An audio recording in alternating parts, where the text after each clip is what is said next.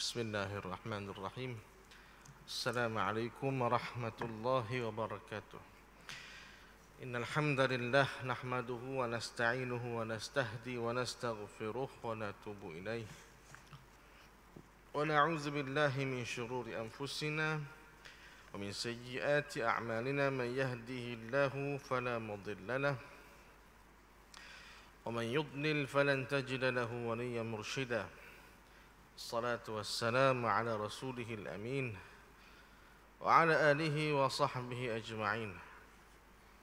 Nawaitu ta'alluma wa ta'lim wa tazakkura wa tazkir wal intifa'a wal nafa' wal ifadata wal istifadah wal hassa ala tamassuki bi kitabillahi ta'ala wa sunnati rasulih sallallahu alaihi wasallam والدعاء إلى الهدى والدلالة على الخير ابتغاء وجه الله ومرضاته وقربه وثوابه أما بعد. Alhamdulillah, kita bersyukur kepada Allah. Masih lagi Allah Ta'ala berikan kepada kita peluang dan kesempatan untuk kita sama-sama meneruskan ketaatan kita kepada Allah Subhanahu wa Ta'ala pada saat ini. Mudah-mudahan sedang jamaah sekalian, segala apa yang kita buat pada hari ini, moga-moga Allah Ta'ala terimalah hendaknya sebagai amal salih kita di sisinya insya-Allah. Kita sambung perbincangan kita menerusi subjek pada malam ini, subjek ulumul Quran, ilmu-ilmu berkaitan dengan Al-Quran, menerusi kitab kita Mabahis fi Ulumil Quran, suatu perbahasan kajian berkaitan ilmu-ilmu Quran, kitab karangan almarhum Fadilatul Imamul Akbar Ad-Doktor Muhammad Sayyid Tantawi, Syekhul Azhar di Mesir, mantan Syekhul Azhar di Mesir. InsyaAllah pada malam ini kita sambung sedikit lagi berkaitan dengan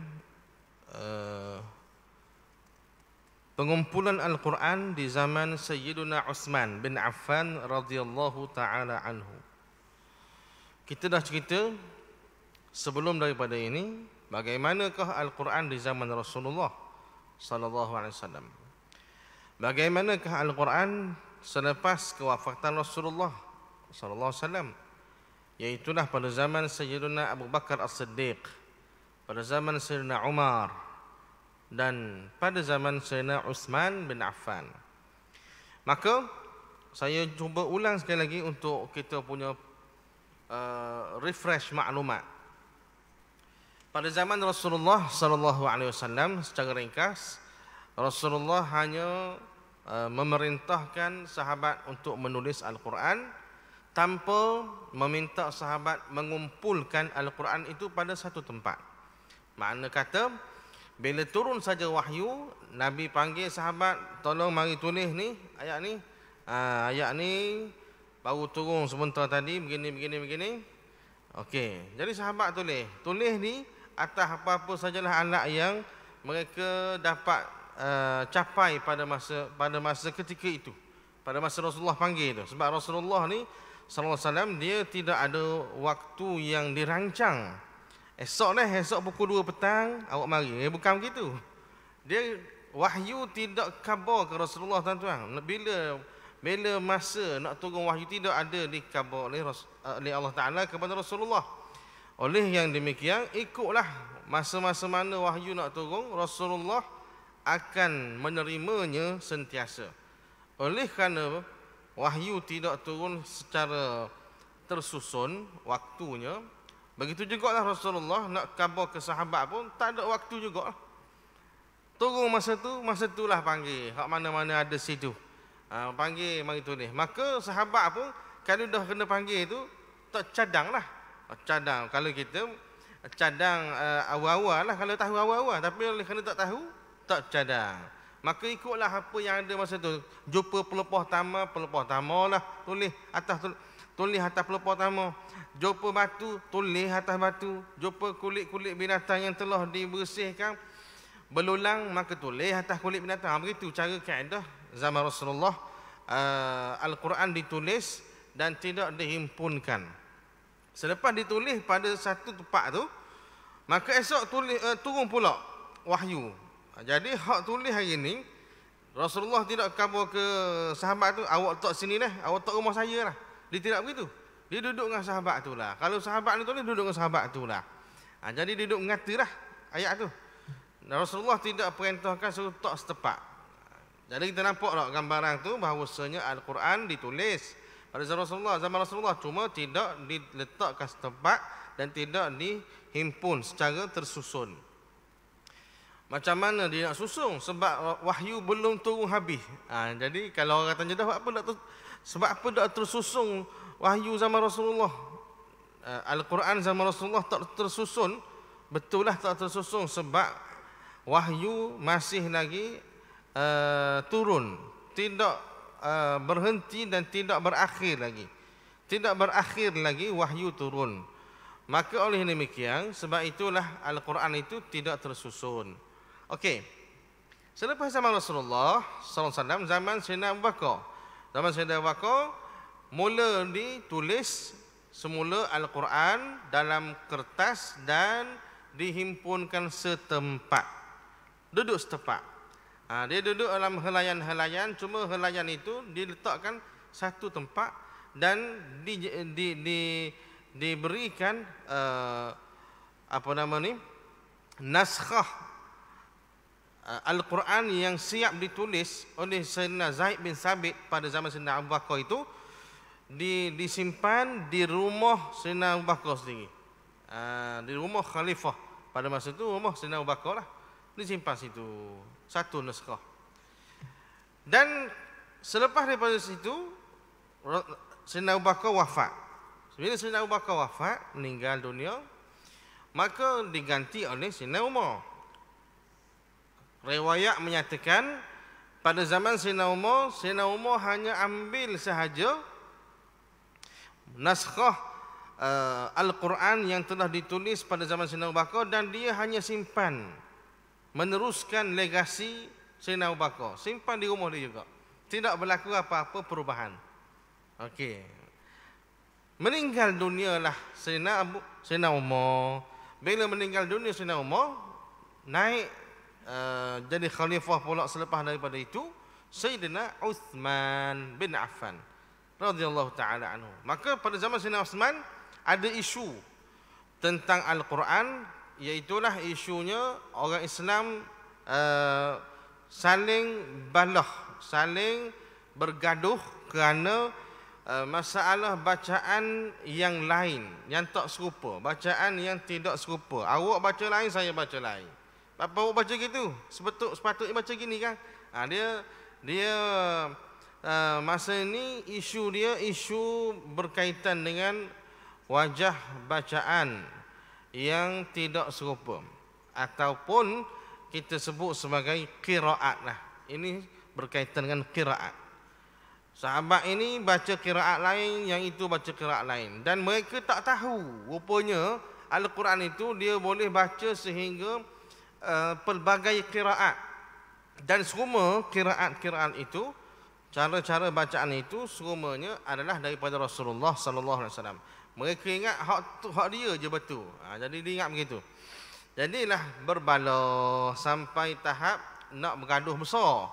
Maka Sayyidina Uthman dengan hasil cadangan daripada sahabat namanya Sayyidina Huzaifah bin Al-Yaman mencadangkan supaya dia buat sesuatu. Maka Sayyidina Uthman dengan pandangan sahabat-sahabat akhirnya buatlah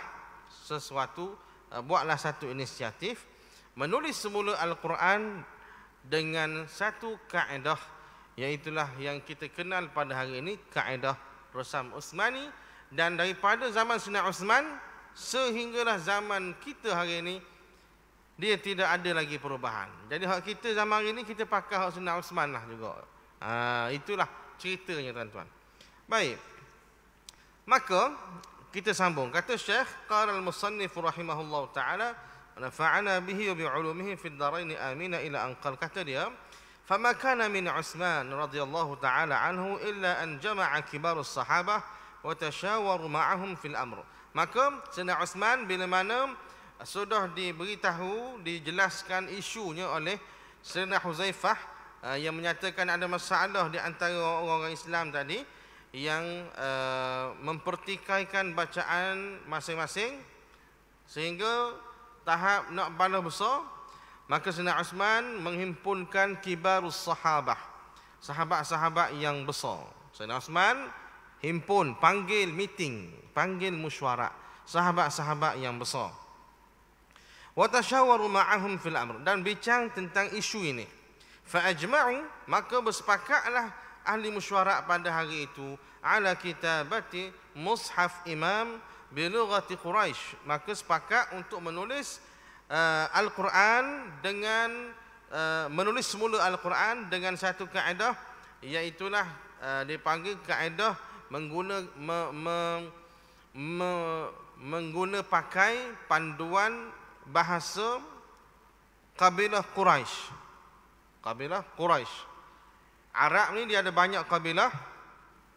Jadi yang mana kabilah nak digunakan, bahasa kabilah mana? Sebab kabilah-kabilah suku kaum. Suku kaum di kalangan bahasa Arab ni mereka cakap lain-lain juga. Pelak-pelak dia tu macam kita lah. Kita orang Terengganu cakap lain, orang Kelantan cakap lain, Kedah cakap lain, mana? Jadi orang Arab pun begitu. Dia ada suku kaum dia. Kabilah dia panggil. Kabilah ini, kabilah itu. Maka nak pakai guna bahasa Arab tu bahasa Arab kabilah mana? Kabilah-kabilah tu Arab lah ke? Arab Quraisy ke? Arab apa nama ni? Sebelah Madinah ke? Arab mana ni nak pakai? Maka disebutkan bilughati Quraisy, digunakan dengan Arab Quraisy. Wa tawalla hadhihi al-muhimmatul jalilah Zaid bin Thabit. Maka projek ini dilantiklah urus dia dia. Urus dia yang akan menjalankan projek ini, melaksanakan projek ini, iaitulah Zaid bin Thabit. Antaranya Sayyidina Zaid bin Thabit, orang yang sama juga yang mengetuai projek pada zaman Sayyidina Abu Bakar As-Siddiq. Kalau masih ingat, pada zaman Sayyidina Abu Bakar pun, Sayyidina Abu Bakar meminta Zaid bin Thabit lah untuk mengetuai projek penulisan Al-Quran pada zaman itu. Bila tiba zaman Sayyidina Uthman, Zaid bin Thabit diminta sekali lagi oleh Sayyidina Uthman pada masa itu. Oleh kerana Zaid bin Thabit masih lagi ada dan Sayyidina Uthman juga sahabat-sahabat lain mengira Sayyidina Zaid bin Thabit ini tidak ada orang yang boleh diberikan tugas ini melainkan pada dia lah, sebab dia ada pengalaman. Selain daripada pengalaman, dia juga ada kemahiran. Laginya bukan setakat Zaid bin Thabit, laginya wa Abdullah bin Zubair, Sa'id bin Al-As, wa Abdul Rahman bin Al-Harith bin Hisham. Itu semua nama-nama yang terlibat dalam urus dia projek penulisan Al-Quran di zaman Sayyidina Uthman bin Affan radhiyallahu taala anhu. Wa kana wa ghairihim min thiqatil huffaz. Dan ada lagi selain daripada nama-nama yang disebutkan itu, ada lagi golongan hafiz Quran yang lain yang juga terlibat, yang tidak disebutkan nama di sini. Wa kibarus sahabah, dan juga ada sahabat-sahabat yang lain juga, sahabat-sahabat yang kanan yang besar. Wa kana Uthman radhiyallahu taala anhu qad ahdara as-suhuf allati katabat fi ahdi Abu Bakar. Dan Sayyidina Uthman dalam nak melaksanakan projek ini, Sayyidina Uthman ambil semula naskah Al-Quran yang ditulis pada zaman Sayyidina Abu Bakar. Pada zaman Sayyidina Abu Bakar ditulis naskah Al-Quran yang disimpan oleh Sayyidina Umar. Bila Sayyidina Umar meninggal, di manakah mushaf itu? Rupa-rupanya mushaf itu ada dengan anak Sayyidina Umar. Itulah Sayyidatina Hafsah, yang juga merupakan isteri baginda Nabi SAW. Maka Sayyidina Uthman memintalah dengan Sayyidatina Hafsah apa nama ni, naskah Al-Quran yang ditulis itu untuk dijadikan rujukan semula. Ini dia panggil proses kerja yang sangat cermat. Bukan kata tulis kok masing-masing kira nak buat hak masing-masing. Kita gini tuan-tuan, contohlah di jabatan-jabatan ke di mana-mana lah, organisasi lah. Bila naik orang baru, pengurusan baru, nak buat benda baru, benda yang sama, contoh, nak buat projek ni lah, contoh projek penulisan Quran. Kadang-kadang dia ada rasa nak bersaing, nak tunjuk di zaman siapa yang lebih kemah buat kerja, zaman siapa yang lebih hebat menghasilkan produk. Walaupun produk tu produk sama, tulis Quran. Zaman sebelum dia, pengurusan sebelum dia tulis Quran juga. Tapi oleh kerana dia nak kabur pengurusan hak masa dia pegang ni, hak ni hak kemah, lalu dia tak hira dah hak lepas lah. Tapi zaman Sayyidina Uthman bukan begitu. Sahabat Nabi dia tidak ada rasa nak bersaing begitu. Dia masih lagi ambil mushaf ataupun naskah Al-Quran yang ditulis pada zaman Sayyidina Abu Bakar untuk dibuat rujukan. Menunjukkan di situ ada tawaduk para sahabat, rendah diri sahabat ini dengan masih lagi merujuk kepada sumber yang terdahulu. Maka wallati sallamaha Umar bin Al-Khattab khilal khilafatahu li ibnatihi Hafsah, yang mana naskah Al-Quran itu telah pun diserahkan oleh Sayyidina Umar kepada anak dia, iaitulah anak perempuan dia, iaitulah Sayyidatina Hafsah. Wa sallama Utsman hadhihi as-suhuf ila Zaid bin Thabit. Maka bila dapat sahaja mushaf ataupun naskah Al-Quran tadi, Sayyidina Utsman serahkan kepada ketua projek, ketua urus dia, iaitulah Sayyidina Zaid bin Thabit wa muawanihi fi kitabatil mushaf. Lalu diserah kepada urus dia projek untuk buat rujukan. Wa ba'da an qama Zaid bin Thabit wa man ma'ahu bi kitabatil mushaf al-imam ala adaqqil wajhin wa ahkamihi. Setelah daripada Zaid bin Thabit selesai menulis Al-Quran untuk kali ini, untuk projek ini, dengan proses yang sangat adaki, maknanya dengan proses yang sangat cermat, dakik. Amarahum Utsman bi kitabati iddatu masahifu minhu. Maka dah siap satu, Sayyidina Utsman tengok, oh maknanya berhasil juga kita boleh tulis satu mushaf dengan satu kaedah yang baru. Maka Sayyidina Utsman meminta urus dia untuk tulis lagi Al-Quran dalam beberapa naskah. Jadi kalau di zaman Sayyidina Abu Bakar hanya satu saja naskah dan disimpan oleh khalifah. Kali ini Sayyidina Utsman punya planning dia, punya perancangan dia, dia minta supaya urus dia hasilkan lagi beberapa naskah. Jangan hanya satu naskah saja. Jadi ada khilaf di kalangan ulama, ada kata 7, ada kata 5. Itu khilaf di kalangan ahli sejarah. Maka ditulislah oleh urus dia tadi. Ini suatu kerja yang sangat rumit sebenarnya tuan-tuan. Kita hari ini ada mesin. Hari ini semua pusat-pusat percetakan Al-Quran ada mesin mereka. Antara salah satu pusat percetakan Al-Quran yang terdekat dengan kita adalah di tempat kita juga lah, di Malaysia ni, di Putrajaya, iaitulah di nama dia Kompleks Nashrul Quran. Kalau siapa-siapa pernah pergi Putrajaya boleh singgah ke apa nama ni, satu tempat nama dia Kompleks Nashrul Quran. Di situlah adanya berlaku proses mencetak Al-Quran. Seumpama kerja-kerja mencetak Quran di Kompleks Al-Quran Malik Fad di Madinah, yang biasa orang pergi buat umrah haji, pergi ziarah tu. Tempat kita Malaysia pun ada kompleks percetakan Quran, sudah pun ada alhamdulillah, iaitulah terletaknya di Putrajaya. Maka kalau tengok di Putrajaya ke, di mana-mana tempatlah di Madinah ke, semua itu telah pengguna sistem komputer dan ada teknologi-teknologi yang membantu untuk menghasilkan cetakan ayat-ayat Al-Quran pada mushaf-mushaf. Jadi tak payah manalah, mudah ya. Sekali tulis, lepas tu kopi, mudah.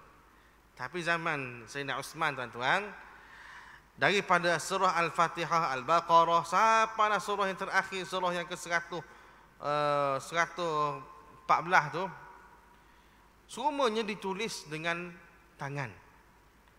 Kita boleh bayangkan berapa lama masa yang diambil. Tidak diberitahu dalam sejarah berapa lama masa yang diambil. Tapi kita percaya lamalah masanya. Sebab tulis tangan. Tetapi tuan-tuan, setiap apa yang kita tulis daripada Quran sebenarnya ada pahala di sisi Allah Subhanahu Wa Taala. Kerana disebut oleh ulama-ulama Quran, apa sahaja perkara yang berkait dengan Quran semuanya istimewa.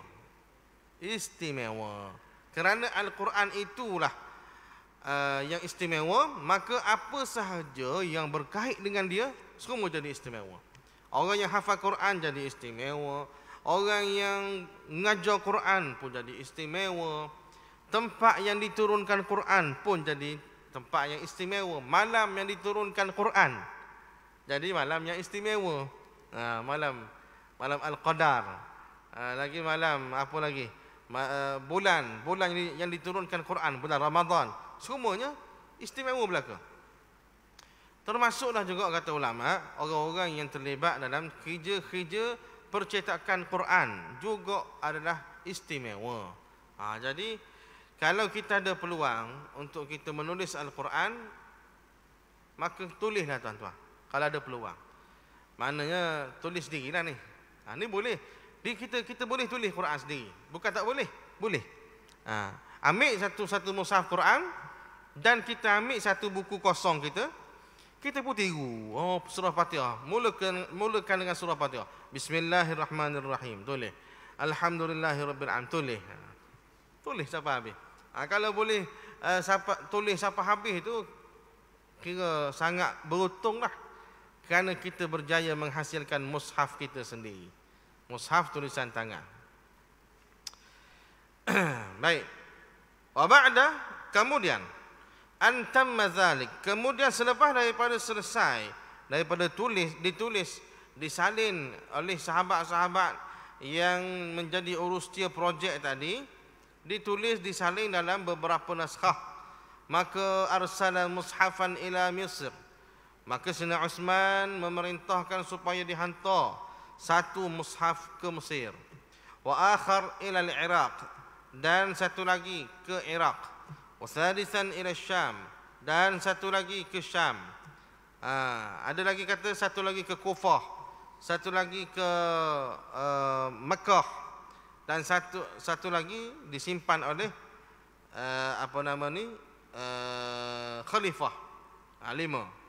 Satu Mesir, satu dihantar Iraq, satu lagi ke Syam, satu lagi ke Mekah, satu lagi ke Madinah, ataupun disebut yang ke Madinah ni Mushaful Imam dipanggil, disimpan oleh khalifah. Thumma amara Uthman radhiyallahu taala anhu al-qurra an yahfazu an-nas al-Quran bit-tariqati allati katabal mushaful imamu biha. Kemudian Sayyidina Uthman meminta sahabat-sahabat yang dipanggil Al-Qurra. Al-Qurra ini tok guru Quran. Kita kata gitulah. Orang-orang yang mahir di bidang Quran, yang digelar tok guru Quran ni, dipanggil istilahnya Qurra. Qurra. Sayyidina Uthman meminta para sahabat yang mengajar Quran ini, Qurra ini, untuk mengajar manusia, rakyat jelata pada masa itu Al-Quran dengan mengikut mushaf yang telah diedarkan. Menyebabkan tidak berpecahlah masyarakat pada masa itu dalam bab bacaan Quran, kerana telah pun mereka membaca dengan mengikut mushaf yang baharu dengan kaedah yang telah ditetapkan. Ada satu yang menarik tuan-tuan. Ketika mana Sayyidina Uthman memerintahkan ataupun memohon, meminta kepada urusnya projek Quran untuk tulis Al-Quran, disuruh juga untuk dikutip mushaf-mushaf daripada tangan semua sahabat-sahabat yang ada pada masa itu. Baik. Maka Sayyidina Uthman waktu keluar berkeliling begitu, adalah orang yang ditugaskan buatlah kerja tu. Pergilah rumah sahabat ni, ambil mushaf dia kalau ada. Rumah sahabat ni pula ketuk tahu ada mushaf awak tak? Awak ada, awak marilah, serah. Khalifah suruh serah. Jadi masing-masing sahabat ni dia ada mushaf masing-masing yang ditulis oleh diri dia sendiri. Ibn Abbas ada mushaf dia, Khalid Al-Walid ada mushaf dia. Khalid Al-Walid pernah disebut dalam riwayat, Khalid Al-Walid bila tengok mushaf dia satu kali, tengok, tak baca, tak belek pun, tengok saja, dia pun menangis. Dia pun minta maaf dengan mushaf. Seolah dia bercakap lah, minta maaf lah wahai mushafku, minta maaf. Sebab apa dia minta maaf? Dia kata, saya tak dang nak belek awak ni, minta maaf banyaklah. Sebab apa saya tak dang? Saya ni sibuk pergi perang. Khalid Al-Walid ni panglima perang, salah seorang panglima perang dalam Islam yang diberi satu penghormatan yang sangat tinggi oleh orang-orang Islam yang pergi berperang pada zaman dia. Kenapa? Kerana dia seorang panglima tentera yang sangat hebat. Dia ada strategi, dia ada cara, teknik nak berperang warna dia tahu. Menyebabkan kalau Khalid Al-Walid memimpin tentera Islam untuk pergi ke medan jihad, insya-Allah menang peperangan itu. Maka oleh kerana hebat sangat dia ni tau, kalau dia ada mesti menang, sehingga orang Islam jadi lari sikit pegangan pada masa itu. Pada zaman Sayyidina Umar, zaman Sayyidina Umar Al-Khattab, Sayyidina Umar melihat ini suasana yang tidak sihat. Dia kata, ini suasana yang tak bagus. Apa dia suasana tak bagus? Orang Islam bila nak pergi berperang, dia tahu Khalid Al-Walid ada, dia kata, oh kita tak payah buat kerja mana lah kita. Apa? Menang dah kita. Kalau kita pergi perang menang. Dah apa kata begitu? Duh, tengok Khalid dekat depan tu. Khalid akan pimpin kita. Maka kita tak susah dah, menang dah kita. Mereka berpegang dengan Khalid Al-Walid. Maka Sayyidina Umar nampak di sini tak patut jadi begini. Kena pegang dengan Allah, bukan pegang dengan Khalid. Jadi dia nampak pegangan orang Islam ni macam pegang ke Khalid ni, kalau Khalid ada memang menang, confirm menang. Ini tak boleh. Dia boleh beri kesan kepada akidah. Tengok sahabat Nabi tuan-tuan. Oleh yang demikian, Sayyidina Umar pun menggunakan dia punya kuasa dia pada masa itu sebagai khalifah untuk memecat Khalid Al-Walid daripada jadi panglima perang. Gegelah gitunya. Habis orang duduk bising bangun sekali. Berapa pecah ni Khalid ni, orang bagus kan, orang yang hebat, orang yang bisa dalam peperangan, berapa pergi pecah dia. Sayyidina Umar buat keputusan salah ni, macam-macam orang kata. Padahal Sayyidina Umar dia punya sebab kenapa dia buat begitu. Kerana dia nak menyelamatkan akidah umat Islam pada masa itu. Sahabat-sahabatnya takut-takut duk pegang ke Khalid lebih-lebih sangat, sehingga tak pegang dengan Allah SWT. Itu dia panggil siasah syar'iyah, kuasa politik yang digunakan oleh Sayyidina Umar pada masa itu untuk menyelamatkan akidah umat Islam. Baik. Khalid Al-Walid orang yang hebat dalam peperangan. Oleh kerana dia ni sama pergi perang, Maka dia tak sempat nak baca mushaf dia yang duduk di rumah. Bila pergi berperang, tuan-tuan, etika orang Islam masa pergi perang, dia tidak boleh bawa mushaf. Sebab Nabi melarang. Dalam satu riwayat sahabat menyatakan, Nabi SAW melarang kami untuk membawa mushaf yang kami tulis untuk pergi ke negara musuh ketika mana berperang.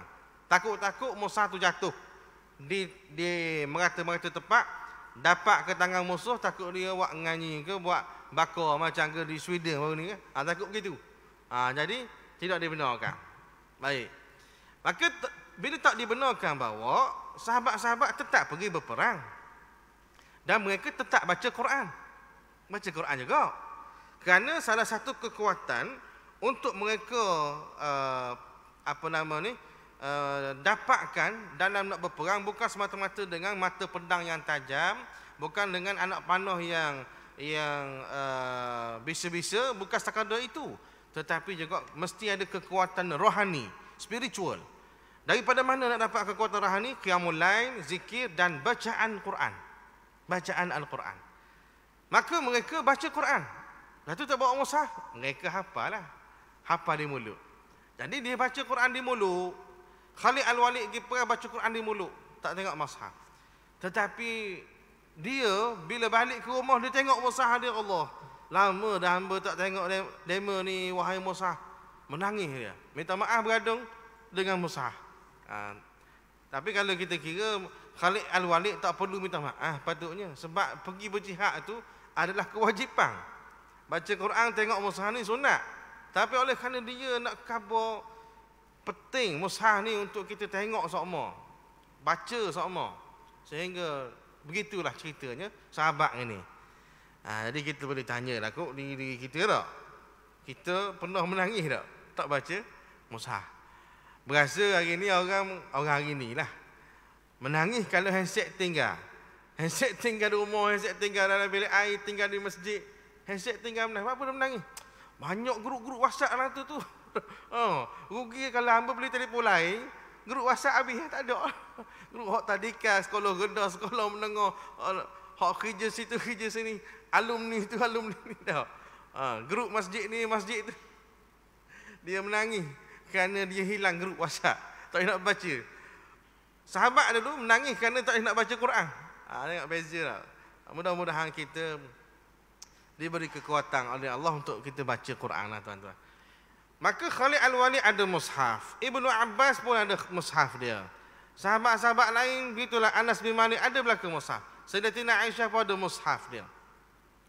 Maka Sayyidina Uthman ketika nak buat projek tulis Quran, dia perintah supaya dikutip belaka mushaf tu. Kutip belaka. Maka gilah kutip, sahabat tu sahabat ni semua kutip. Sebab apa dia kutip sebenarnya? Dia kutip supaya kalau dia tulis mushaf yang baru, dengan kaedah yang baru, tetapi mushaf yang lain masih lagi ada dengan orang lain, maka masalah tak selesai. Maka mesti dibuat, kalau hari ni dipanggil konsep pemutihan. Kena dibuat pemutihan. Kutip belaka biar tak ada belaka dah mushaf di tangan orang lain. Maka kita akan keluarkan mushaf yang baru. Inilah yang akan diguna pakai. Maka baru tak canggah. Lepas pada kutip mushaf-mushaf tu dibuat apa tuan-tuan? Sayyidina Uthman simpan mana? Simpan dalam buat galeri ke mana? Tidak tuan-tuan. Mushaf yang dikutip tadi dibakar, dihimpun satu tempat dan dibakar. Dah sama dengan kes Sweden. Sweden tu lain. Sweden tu dia orang kafir tu dia bakar Quran nak menganyi, nak buat istihza, menghina, mengejek orang Islam. Itu tak boleh. Kita kalau Al-Quran kita nak bakar dia kerana niat nak memperlekeh dia, nak menghina, tak boleh. Tak usah kata orang Sweden, ketika orang Islam sendiri buat kerjaan tu pun tak boleh. Tetapi apa yang dibuat oleh Sayyidina Uthman ini, membakar Al-Quran itu adalah untuk menyelamatkan umat Islam. Kerana nak menghapuskan apa-apa yang menjadi kekeliruan. Maka dibenarkan untuk kita bakar Quran kalau ada sebab yang munasabah, sebab yang diharuskan oleh syarak. Sehingga hari ini pun kalau kita nak baca Quran, kalau ada sebab-sebab tertentu pun boleh tuan-tuan. Kalau tuan-tuan tubik lagi tak ni, orang lelaki lah kalau tubik, orang puan pun boleh. Orang puan ditubik hak sebelah dia tu belakang lah. Tubik pintu lakar benda tu. Cuba tengok alik kanan orang puan. Alik kanan tu ada dekat mesin air kowe tu kan. Tengok sikit lagi belakang tu ada satu kotak besar warna putih. Puan-puan buka kotak tu, tengok apa benda dalam tu. Ada Quran belonggok banyak ni masjid kita ni.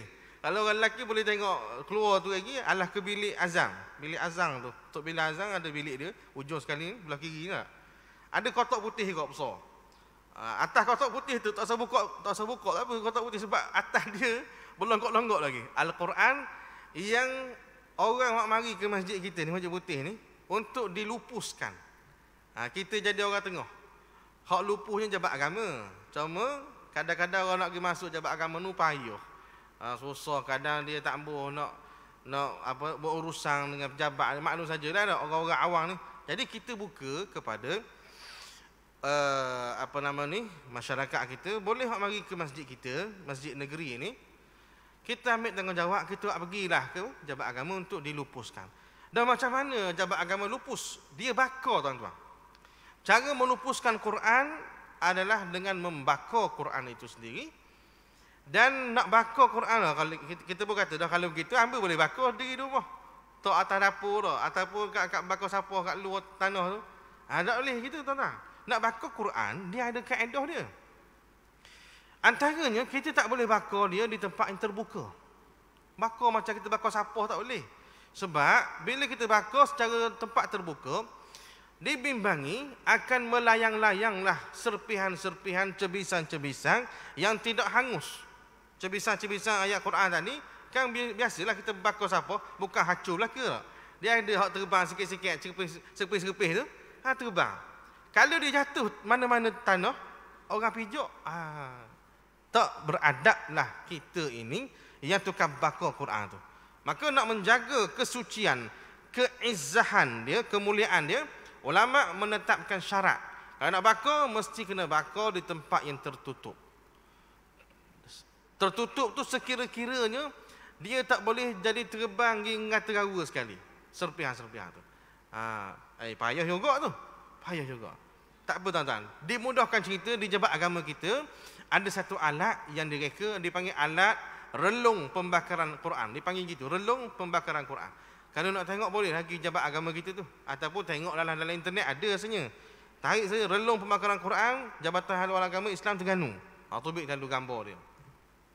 Jadi dia reka alat tu, menyebabkan dia ada corong dia apa semua, asap tu keluar, dia keluar asap, tapi serpihan ataupun cebisan ayat kertas-kertas Quran tu, dia tak boleh nak menembusi corong tu. Dia tak keluar. Dia reka tu pandai dah. Jadi selamatlah. Akhirnya ayat Quran yang telah dibakar, dia jadi abu.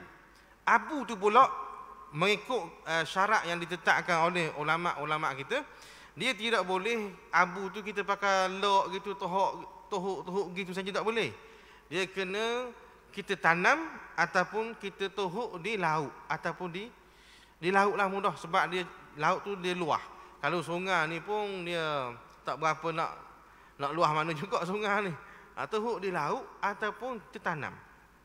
Kalau kita tanam, maka disebutkan oleh ulama kita, tanamlah di tempat yang orang tak boleh nak lakah dia. Untuk kita jaga kesucian dia. Mana payah juga tu tak? Kalau kita nak sendiri payah.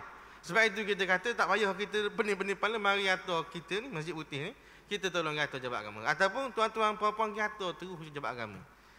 Jadi jabat agama lah akan buat semua proses-proses itu. Biasa yang di jabat agama kita ni, dia tak tanam. Dia akan abu tadi, dia akan sejukkan, dia akan bekukan jadi cube. Bila jadi cube tu dia akan himpun, cube 1, cube 2, cube 3. Banyak cube ada, dia akan bawa naik atas kapal. Biasa dia punya kapal maritim lah. Lalu pergi laut, tengah laut tu, dia hanyutkan dalam laut. Ya gitu, kaedah dia. Itulah cara dia panggil kita nak melupuskan Al-Quran. Jadi zaman Sayyidina Uthman telah pun dibuat baqa Al-Quran ini dengan sebab yang syar'i, sebab yang dibenarkan oleh agama. Okey. Last kali kata dia, wa kana li hadzal amal al-jalil alladhi qama bihi Uthman bin Affan radhiyallahu taala anhu a'zamul athar fi jam'il Quran. Maka apa yang telah dibuat di zaman Sayyidina Uthman ini adalah suatu perkara yang sangat besar. Dia punya nilai dia dalam menghimpunkan Quran wa hifzihi wa kitabatihi. Dalam nak jaga Quran, dalam nak menulis Quran bitariqati allati akhadhaha as-sahabah an Rasulillah sallallahu alaihi wasallam, dengan kaedah yang telah diambil oleh sahabat daripada Rasulullah sallallahu alaihi wasallam, duna an yazidu harfan aw yanqusu harfan, tanpa mereka menambah-nambah ataupun mengurangkan huruf Al-Quran itu sendiri. Wa hakadha qayyadallahu ta'ala di kitabihi, maka inilah yang Allah Ta'ala sebut dalam Quran sendiri, bahawasanya Al-Quran itu akan kekal sehingga hari kiamat. Ila yaumil qiyamah al-hifz was-sawn war-ri'ayah. Allah Ta'ala akan jaga dia, akan mengawasi Al-Quran ini dengan ayat Al-Quran yang Allah Ta'ala sebut pada surah Al-Hijr ayat 9, inna nahnu nazzalna dzikra wa inna lahu lahafizun. Sesungguhnya kamilah yang turunkan Al-Quran dan kamilah yang akan menjaganya. Jadi kita nampaklah bahawasanya Allah Ta'ala yang sebut itu, Allah Ta'ala sebut dalam ayat Quran tadi, surah Al-Hijr ayat 9 itu betul sungguh. Maka Al-Quran terjaga sampailah ke hari ini. Walau bagaimana sekalipun ada isu-isu yang berkait dengan Quran, alhamdulillah ulama kita dapat selesaikan dengan baik. Itu tak masuk lagi kita cerita berkaitan pemalsuan Quran. Ada orientalis barat yang cuba nak memalsukan Quran. Maksudnya dia reka satu kitab Quran yang dia kata Quran, padahal dalam tu ada ayat-ayat yang direka-reka, bukan ayat yang sebenar. Jadi itu pun dapat diselamatkan oleh ulama-ulama kita. Itu cerita lain pula lah. Mudah-mudahan Allah Ta'ala sentiasa memberi kekuatan kepada kita untuk kita dapat menjaga Al-Quran sebagaimana yang telah dijaga oleh sahabat-sahabat Nabi pada sebelumnya. InsyaAllah kita sambung lagi pada pertemuan yang akan datang. Aqul qawli hadza wa astaghfirullahal azim li wa lakum. Bismillahirrahmanirrahim. Alhamdulillah, salatu wassalamu ala Rasulillah wa ala alihi wa sahbihi ajma'in. Allahumma anfa'na bima 'allamtana wa 'allimna mimma yanfa'una, rabbana zidna 'ilma. Wa sallallahu ala nabiyyina Muhammad wa ala alihi wa sahbihi wa sallam, walhamdulillahi rabbil alamin.